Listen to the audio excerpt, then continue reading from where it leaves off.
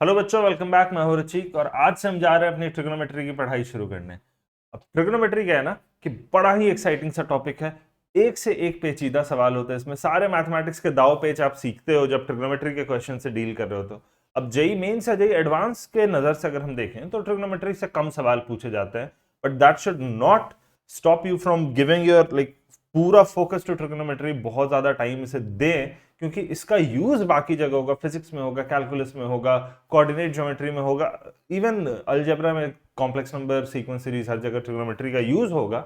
और उन टॉपिक्स के थ्रू आप बहुत ज्यादा स्कोर कर लोगे ट्रिग्नोमेट्री से देन डायरेक्ट क्वेश्चंस। ट्रिग्नोमेट्री को तो कम होते हैं, बट फिर भी आप पूरी मेहनत करो, पूरे लगन से पढ़ो और ट्रिग्नोमेट्री में हम लोग मचा देंगे। तो ऑफ कोर्स एक ट्रिग्नोमेट्री की बुक लिस्ट की मैंने बनाई है वीडियो, इसी चैनल पर डाली हुई है। आई वुड सजेस्ट आप एक बार उसे देख लो। जो जो रिसोर्सेज नहीं है आप रिसोर्सेज सब इकट्ठा कर लो। क्या होता है ना कि जब हमारे पास सोर्सेज जहाँ से पढ़ना है वो हमारे फिंगर टिप्स पे रहता है ना, तो बड़ा एफिशिएंटली पढ़ पाते हैं, चीज़ें जल्दी जल्दी कवर होती है, कहीं बॉटलनेक्स नहीं आता, बिना मतलब के हम अटकते नहीं। सो आज हम शुरू करेंगे एंगल्स और रेडियन मेजर। इस वीडियो में हम एंगल और रेडियन मेजर को पढ़ेंगे, देखेंगे पहली बार कि रेडियन होता क्या है, एंगल्स को डिफाइन करने की कोशिश करेंगे, वगैरह वगैरह वगैरह। तो कंसेप्चुअली पहले हम बिल्डअप करके उसके बाद क्वेश्चंस को देखना शुरू करेंगे, जो कि 2-3 वीडियोस बाद आने शुरू होंगे। बट इन कॉन्सेप्ट्स को समझना आपके लिए बहुत ज़रूरी है क्योंकि इन कॉन्सेप्ट्स पे भी आगे बहुत लंबी गेम चलनी है।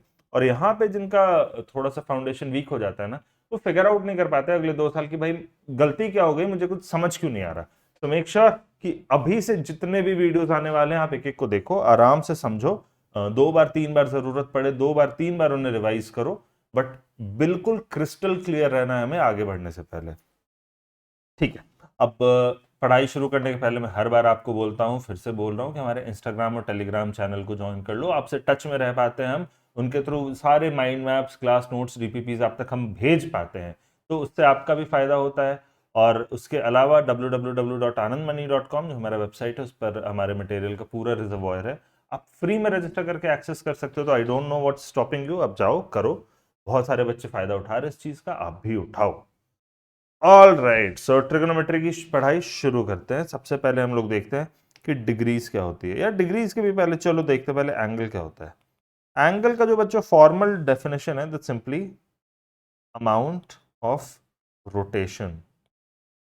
जब भी कोई लाइन, सेगमेंट या रे, लेट्स से एक रे है, ठीक है, ये रोटेट करे अबाउट अ फिक्स पॉइंट, इस पे एक पॉइंट फिक्स्ड है, ये पॉइंट मूव नहीं कर रहा, बाकी सारे पॉइंट्स मूव कर रहे हैं। ये कैसे पॉसिबल है आप सोचो। एक एक पेंसिल हमने लिया, इसको एक पॉइंट पे यहाँ पे फिक्स कर दिया कि इसको नहीं हिलना है। अब जब इस पेंसिल को मूव करना होगा, राइट, तो ये क्या होगा, इस पॉइंट पे फिक्स रहेगा और बाकी पेंसिल हमारी रोटेट होने लगेगी। तो when I talk about rotation of a रे या line segment about a point, तो अबाउट अ पॉइंट जो है ना, वो इस फिक्स्ड पॉइंट को बोलते हैं।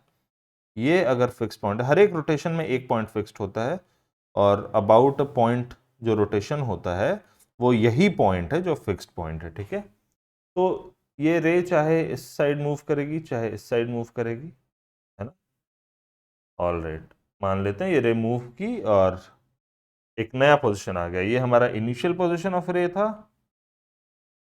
और ये हमारा फाइनल पोजीशन है। तो इस पर्टिकुलर मूवमेंट को डिनोट करने के लिए, क्वांटिफाई करने के लिए जो मेजर हम उठाते हैं उसी को बोलते हैं एंगल, है ना। और इसमें भी 2 तरह के डायरेक्शन है, देखो बच्चों, काउंटर क्लॉकवाइज कर सकती है, क्लॉकवाइज कर सकती है। तो बाई कन्वेंशन काउंटर क्लॉकवाइज को हम लोग, काउंटर क्लॉकवाइज रोटेशंस को, दिस इज प्योरली कन्वेंशनल, ये जनरल प्रैक्टिस है इसीलिए, और इसमें इससे बड़ी कोई बात नहीं है।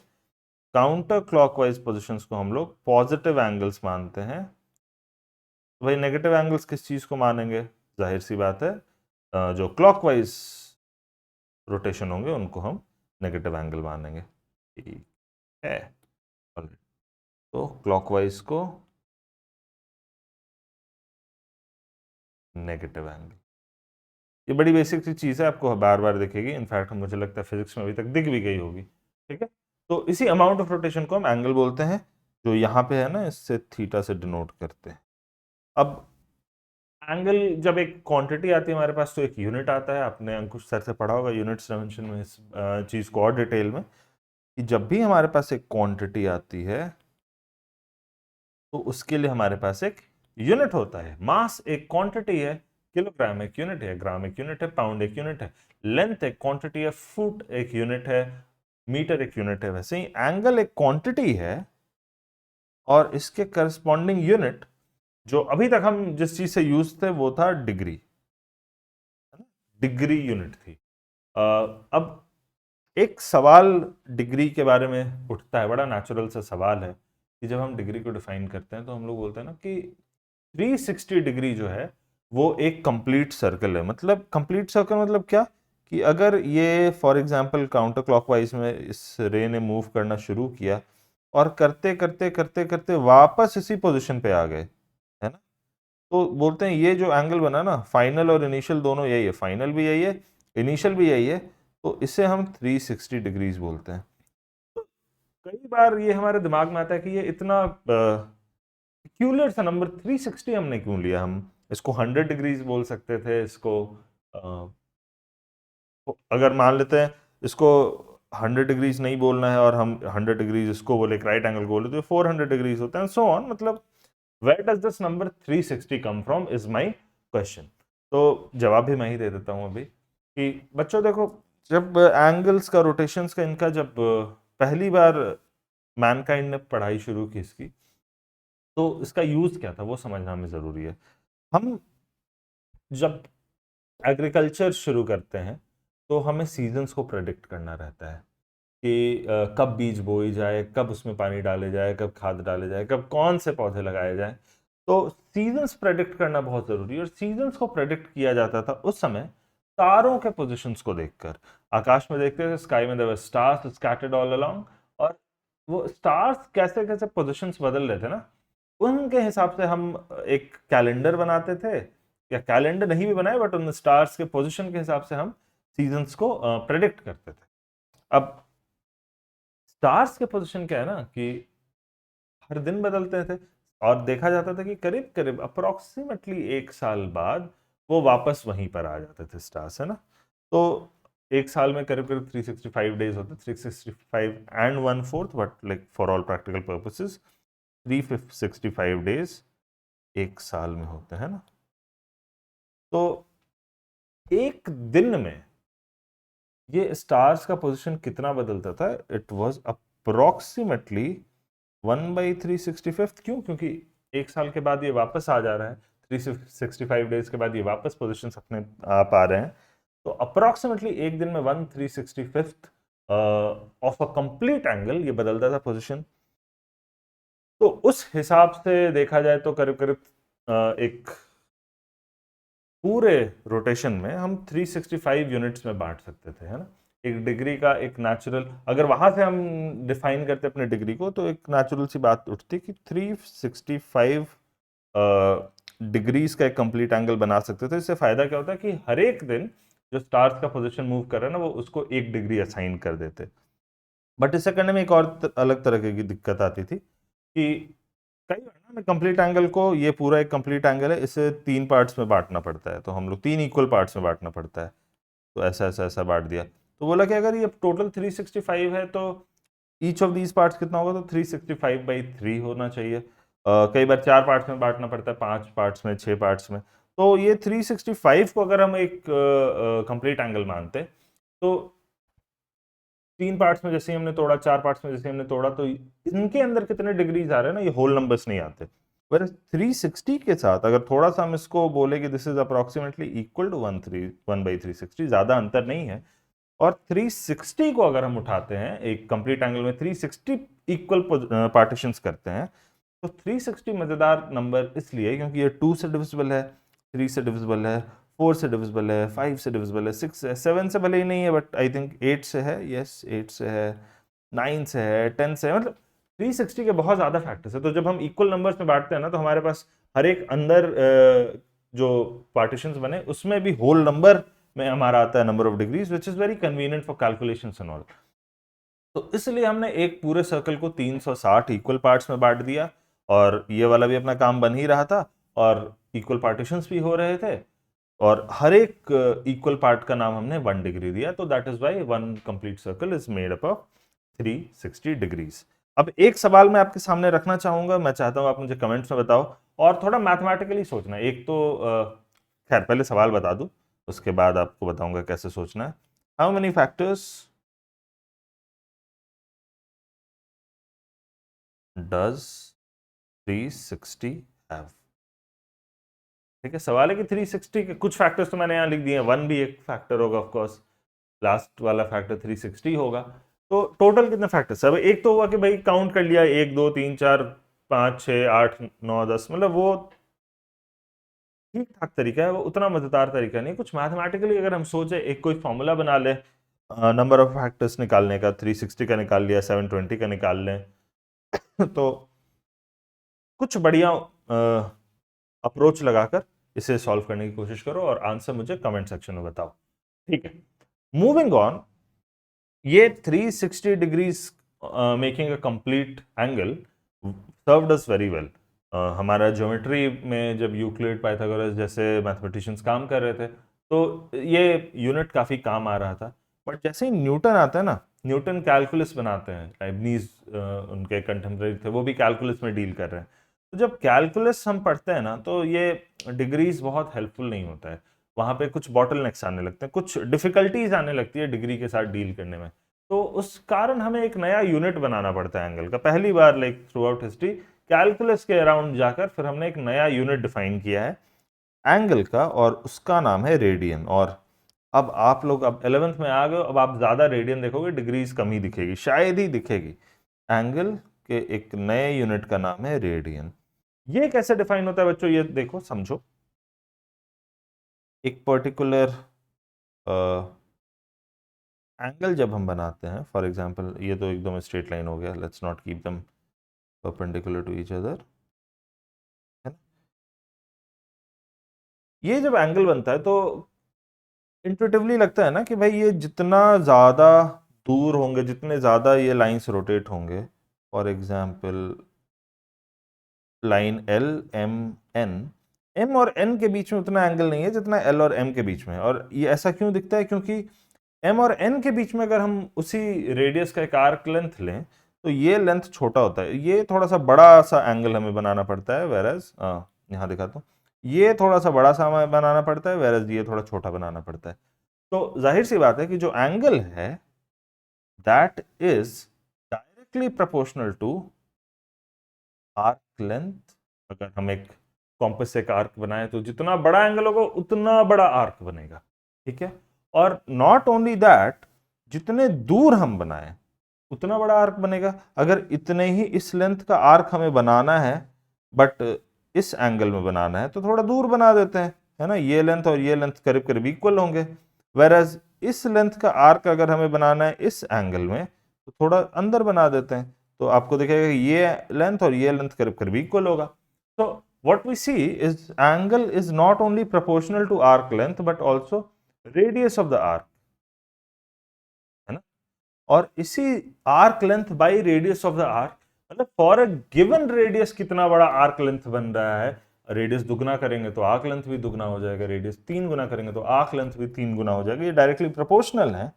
तो इसी arc length by radius of the arc से जो नंबर निकल कर आता है, ऑफ कोर्स अगर आप यूनिट्स डायमेंशंस पढ़ चुके हैं अंकुश सर से तो आपको पता होगा कि ये एक डायमेंशनलेस क्वांटिटी आएगी सबसे पहले। क्यों? क्योंकि ऊपर भी लेंथ है नीचे भी लेंथ है, सो उस रेशियो का डायमेंशन कुछ भी नहीं होगा, इट्स डायमेंशनलेस। बट जो नंबर निकल के आता है उसी को हम रेडियंस बोलते हैं। थोड़ा सा और क्लियर हो जाएगा अगर एक आध एग्जाम्पल्स हम लोग ले लें, ठीक है। एक कंप्लीट एंगल, नहीं चलो 90 डिग्री लेते हैं, पहले 90 डिग्री लेते हैं।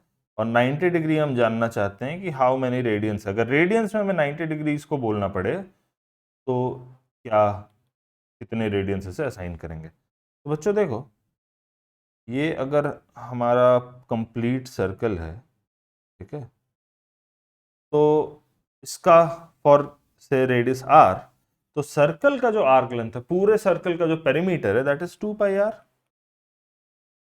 और ये वाला पार्ट अगर हम बस देखें जो 90 डिग्रीज में इनक्लोज्ड है, तो इसका जो आर्क लेंथ होगा that will be 1/4 the arc length of the entire circle, 1/4 the perimeter of the entire circle, 1/4 the circumference of the entire circle. So this arc length, यहाँ पे अगर L है, let's call it L, तो L जो है वो 2 pi r by 2 है, by 4 है, sorry 2 pi r by 4. So that is what pi r by 2, और रेडियस तो r ही है, तो L by r that is इस r को हम इधर ले जा रहे हैं, तो L बाई आर जो हमारा रेडियन मेजर आना चाहिए, आर्क लेंथ बाई रेडियस, ये होता है pi by 2. That means 90 degrees is equal to pi by 2 radians. कई बार रेडियंस को दिखाने के लिए एक सी यहाँ पर लिखा रहता है छोटा सा, कई बार नहीं भी लिखा रहता. अगर नहीं लिखा हुआ है तो आप बाय डिफॉल्ट से रेडियन ही अज्यूम करो एक एंगल को. कई बार सी लिख देते हैं, कई बार नहीं लिखते हैं, दैट्स फाइन. तो 90 डिग्रीज हमारा पाई बाई 2 रेडियंस है. एक और एग्जाम्पल करके देखते हैं, एक कंप्लीट सर्कल कितने रेडियन का होगा. तो एक कंप्लीट सर्कल या कंप्लीट एंगल का जो आर्क लेंथ होता है दैट्स 2 पाई आर. तो L बाई आर हो जाएगा हमारा 2 पाई. तो 360 degrees that is one complete angle is actually 2 pi radiance, है ना. या नहीं भी लिख सकता हूँ इस सी को कई बार, तो आप रेडियंस अज्यूम करना. अभी मैं लिख दे रहा हूँ शुरू में. All right. तो बच्चों बताओ 60 डिग्रीज कितने रेडियंस के होंगे, is equal to x radian. Find x. तो देखते हैं. अब एक सर्कल लिया हमने, 2 पाई आर है इसका लेंथ, सॉरी ये एलिप्स सा बन गया, सर्कल बनाते हैं. ठीक है. 60 डिग्रीज अगर लेते, कुछ ऐसा होता है 60 डिग्रीज. ऐसे कितने 60 डिग्रीज मिलके मेरे पूरे 360 बनते हैं? 6. तो अगर टोटल 2 पाई आर होता है पूरा सर्कमफेरेंस ऑफ द सर्कल, तो उसका 1/6 होगा 60 डिग्रीज का जो सर्कमफेरेंस है. आर्क लेंथ है, सर्कमफेरेंस नहीं, आर्क लेंथ. तो 60 डिग्रीज में आर्क लेंथ जो होगा वो 2 पाई आर बाई 6 होगा. That means L by R would be 2 pi by 6, और I can say that this is equal to pi by 3, right. तो 60 degrees x is equal to pi by 3, 60 degrees is equal to pi by 3 radians. तो ऐसे छोटे छोटे examples हम करके देख सकते हैं. 60 डिग्री से डिविजिबल था 360, तो काफी आसानी से बन गया, है ना. बट वहीं अगर मैं 62 डिग्रीज बोलता तो आप ऐसे तुरंत नहीं बना पाते ना कि कितने सारे बनेंगे. तो वी नीड अ फॉर्मूला कि अगर हमें डिग्रीज से रेडियंस में कन्वर्ट करना है. अभी तक हम डिग्रीज में बहुत फ्लुएंट है, हमें आदत है हर चीज को डिग्रीज में बदलने की, बट अगर हमें इसे रेडियंस में कन्वर्ट करना है तो क्या तरीका होना चाहिए? एक फिक्स फॉर्मूला होना चाहिए. तो लेट्स सी. उसके लिए हम क्या करेंगे ना, सबसे पहले बच्चों ध्यान दो कि 180 डिग्रीज ये कितना होता है? 2 पाई रेडियन होता है 360 डिग्रीज, तो उसका आधा होगा 180 डिग्रीज. 2 पाई का आधा होता है पाई रेडियंस. आप लोग प्रॉपर तरीके से भी निकाल के देख सकते हो, but 180 degrees is equal to pi radians. That means 180 degrees by pi radians is equal to 1. इस चीज का हम लोग काफी फायदा उठाएंगे, इसको नोट करके रख लो, है ना. तो हमें जब भी अच्छा, not only that but also मैं साथ में ये भी लिख दे रहा हूं कि pi radian by 180 degrees this is also 1. 1 का रेसिप्रोकल है तो 1 ही होगा. अब जब भी हमें for example let's say 36 degrees को हमें बदलना है टू रेडियंस, तो हम क्या करेंगे ना कि जो डिग्रीज डिनोमिनेटर में है इन दोनों फॉर्मूलाज में से, इसमें और इसमें, डिग्री किसमें डिनोमिनेटर में है? इसमें है. तो पाई इसमें 1 मल्टीप्लाई कर देंगे. 36 डिग्रीज को मैं लिखूंगा ऐसे. अभी एक एक स्टेप लिख देता हूँ, आगे मैं थोड़ा सा स्टेप्स कम लिखूंगा. इंटू 1, और 36 डिग्रीज इंटू 1 की जगह हम लिख सकते हैं पाई रेडियन बाई 180 डिग्रीज. तो भाई ये हो जाएगा 36 डिग्रीज बाई 180 डिग्रीज कितना होगा? 1/5 है ना. 36 इंटू 5 होता है 180. तो दिस इज 1/5. तो this is simply pi by 5 radian. So हमने तुरंत कन्वर्ट कर दिया. कोई और एग्जाम्पल लेकर देखते हैं. Let's have 45 degrees. तो 45 डिग्रीज को मैं लिख सकता हूँ 45 degrees into 1 which is 45 degrees into pi by 180 degrees. फिर अब सी लिखना मैंने छोड़ दिया, जानबूझ के छोड़ा क्योंकि उस आदत को हमें हटानी है. बस शुरू में रेडियंस डिनोट करने के लिए मैंने डाला था. तो 45 इंटू 4 होता है 180. 1/4. So this is pi by 4 radians, है ना. तो हम देख रहे हैं कि कैसे किसी भी डिग्री को रेडियन में कन्वर्ट इजिली किया जा सकता है. अब बात वही उठती है, सॉरी, अब बात वही उठती है कि तो फिर हम रेडियन से डिग्रीज में कैसे कन्वर्ट करें। तो देखते हैं, रेडियन से अगर डिग्री में कन्वर्ट करना है, एक एग्जांपल हम ले लेते हैं। लेट्स टेक 2π/3 रेडियंस को हमें डिग्रीज में कन्वर्ट करना है, तो 2π/3 रेडियंस इनटू, इस बार हम वो वाला फॉर्मूला उठाएंगे जहां रेडियंस डिनोमिनेटर में था, तो that's 180 degrees by pi radians, pi और पाई कट गए, 2/3 into 180, so 180/3 is 60 into 2, this is 120 degrees, है ना। Does this make sense? I hope आप समझ रहे हैं कि हम डिग्रीज को रेडियंस में कैसे और रेडियंस को डिग्रीज में कैसे कन्वर्ट करेंगे। कुछ एक्सरसाइजेस आपको करने होंगे इसके अराउंड, तभी ये थोड़ा फ्लुएंट होगा। आपको याद रखने होंगे कि π/6 रेडियंस कितने डिग्रीज होते हैं, कुछ बेसिक 5π/6 रेडियंस कितने डिग्रीज होते हैं, कुछ बेसिक क्वांटिटीज आपको याद रखने होंगे शुरुआत में, बाद में this will become second nature to you. Calculations करते करते, प्रैक्टिस करते करते आदत हो जाएगी, ज्यादा सोचना नहीं पड़ेगा। बट अभी के लिए आप इधर एनसीईआरटी निकालिए या एसएल लोनी निकालिए। अगर डायरेक्टली आप एसएल लोनी पढ़ पा रहे हैं तो बहुत बढ़िया, तो फिर आपको एनसीईआरटी की भी जरूरत शायद नहीं है। और आप उसमें एक्सरसाइजेस दिए हुए कि किस convert these following angles into degrees या convert these following angles into radians, उनको आप करके देखो। अगले वीडियो में हम देखेंगे कि डिग्रीज को भी कैसे छोटे पार्ट्स में बांटा हुआ है और कैसे उसके अलावा हम 0 से 2π रेडियंस जो होते हैं उसके अलावा भी क्या कोई एंगल्स होते हैं, या 360 से बड़े एंगल्स होते हैं, क्या नेगेटिव एंगल्स होते हैं, उनको ऐड सब्ट्रैक्ट कैसे करते हैं। इन सारी चीज़ों को हम अगले वीडियो में देखेंगे। So stay tuned, make sure आप बने रहें हमारे चैनल पर। इस तरह के वीडियो था अगर आपको पसंद आते हैं तो एक लाइक करके बताओ, ताकि हम और ऐसे वीडियोस आपके लिए बनाएं। अगर आपका फायदा हो रहा है तो अपने दोस्तों के भी साथ शेयर करो, सबको ही मिल के पढ़ोगे और बढ़िया होगा। और सब्सक्राइब करो ताकि आने वाले वीडियोस समय पर आ जाए आपके पास। Thank you.